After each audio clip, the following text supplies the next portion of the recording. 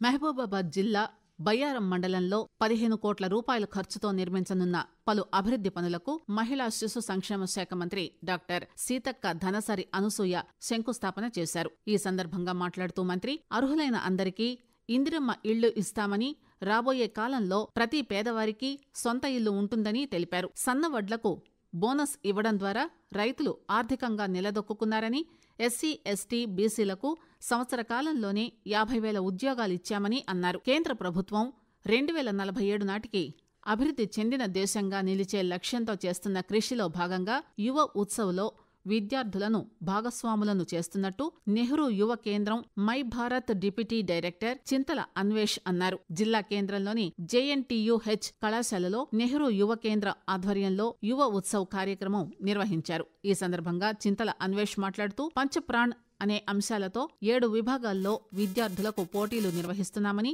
విద్యతో పాటు యువతలో ఉన్న వివిధ రకాల నైపుణ్యాలను వెలికితీసే వేదికగా ఈ కార్యక్రమం నిలుస్తుందని, కేంద్ర ప్రభుత్వం ఆదేశాల ప్రకారం చేపడుతున్న కార్యక్రమంలో యువత పెద్ద ఎత్తున పాల్గొనడం సంతోషకరమని అన్నారు. జిల్లా వ్యాప్తంగా పలు ప్రభుత్వ, ప్రైవేటు పాఠశాలలు, కళాశాలల్లో సైన్స్ దినోత్సవ వేడుకలను ఘనంగా నిర్వహించారు. విద్యార్థులకు ఉపన్యాస, వ్యాసరచన, చిత్రలేఖన పోటీలు నిర్వహించి ఉత్తమ ప్రతిభ కనపరిచిన వారికి బహుమతులు అందజేశారు. జిల్లాలోని కురవి మండలం నేరడ ప్రభుత్వ ఉన్నత పాఠశాలలో నిర్వహించిన వేడుకల్లో మండల విద్యాధికారి బాలాజీ నాయక్ పాల్గొని మాట్లాడుతూ ప్రతి విద్యార్థి సివి రామన్ను ఆదర్శంగా తీసుకుని సైన్స్పై అవగాహన పెంచుకుని భావి శాస్త్రవేత్తలుగా ఎదగాలని ఆకాంక్షించారు. మహిళల ఆర్థిక స్వావలంబన కోసం ఏర్పాటు చేసిన స్వయం సహాయక సంఘాలకు త్వరలో ఎన్నికలు నిర్వహించనున్నారు.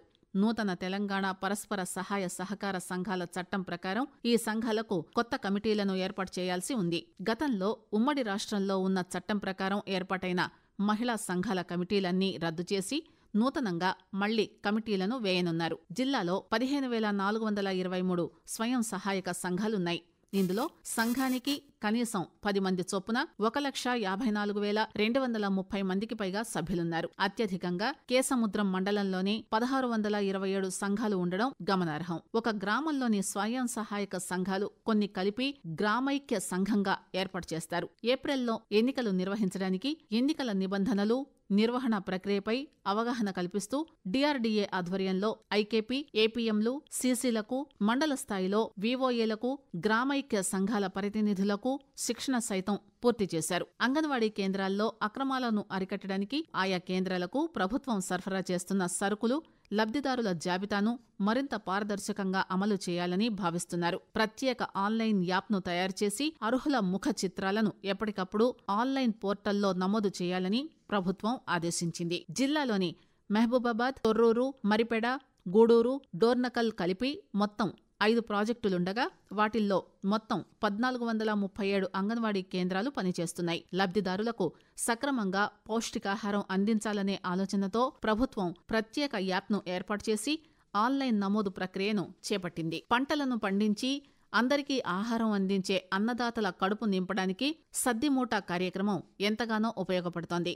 జిల్లాలోని ప్రత్యేక కొనుగోళ్ల వ్యవసాయ మార్కెట్లో అమలవుతున్న సద్దిమూట పథకం విజయవంతంగా అమలు జరుగుతోంది. వ్యవసాయ మార్కెట్లకు సరుకులు తీసుకొచ్చి అర్ధాకలితో అలమటిస్తున్న రైతులకు ఈ సద్దిమూట పథకం ఒక వరంలా రైతుల ఆకలి తీరుస్తోంది. మహబూబాబాద్, కేసముద్రం వ్యవసాయ మార్కెట్లలో ఈ పథకం విజయవంతంగా అమలు జరుగుతుండటంతో రైతుల నుంచి హర్షాతిరేకాలు వ్యక్తమవుతున్నాయి. మహబూబాబాద్ వ్యవసాయ మార్కెట్లో ఈ ఏడాది జనవరి 24న రాష్ట్ర ప్రభుత్వ విప్, డోర్నకల్ ఎమ్మెల్యే జాటోత్ రామచంద్రు నాయక్ ఈ పథకాన్ని ప్రారంభించారు. కాంగ్రెస్ ప్రభుత్వ పాలనలోనే పేదలకు సంక్షేమ పథకాలు అందుతున్నాయని ప్రభుత్వ విప్, డోర్నకల్ ఎమ్మెల్యే జాటోత్ రామచంద్రు నాయక్ అన్నారు. మహబూబాబాద్ జిల్లా మరిపెడ ఆడిటోరియం కమ్ ఇండోర్ స్టేడియంలో 52 మంది లబ్ధిదారులకు కళ్యాణ లక్ష్మి చెక్కుల పంపిణీ, మరిపెడ మున్సిపల్ ఆఫీసులో మున్సిపాలిటీ అవసరాల కోసం 2 ట్రాక్టర్లు, 1 డోజర్, 4 ట్రాలీల వాహనాలను ప్రారంభించి మున్సిపల్ సిబ్బందికి ఈఎస్ఐ హెల్త్ కార్డులు అందజేశారు.